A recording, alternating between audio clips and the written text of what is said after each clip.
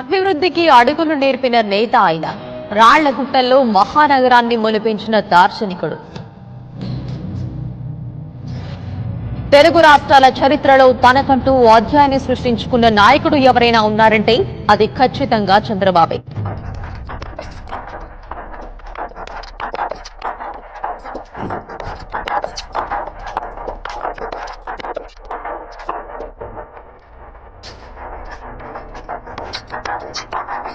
చంద్రబాబు నాయుడు గారు ఉన్నప్పుడు ఈయన very pro IT, Hyderabad IT business man agenda ఉంటుంది.